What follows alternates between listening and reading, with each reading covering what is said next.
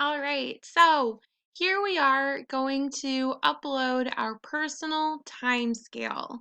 So there are a few different ways that you can do this. You could take a picture of the time scale that you draw. Remember, we're taking a little bit of a break from screens. That's why we're drawing it by hand. Um, so you could take a picture using your Chromebook. What I like to do, if you have a smartphone or if someone who you live with has a smartphone, is I like to take a picture and then you can either upload it by plugging your phone in, or I will email myself the picture. Either way, what you need to do is get this picture onto your computer, okay?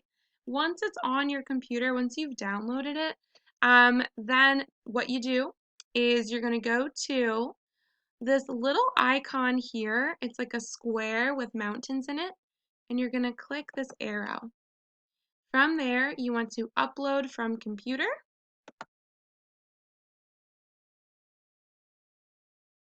I'm going to click on my geologic time scale, and here we go.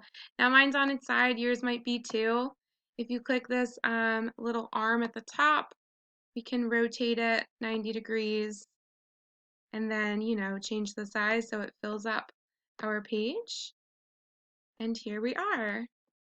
Again, this is an effort to reduce, the amount of time we are looking at a screen. So I'd like you to make this using some pencil and paper, add color like I did, add, some fun fonts, some little pictures to help really tell your personal geologic time scale story.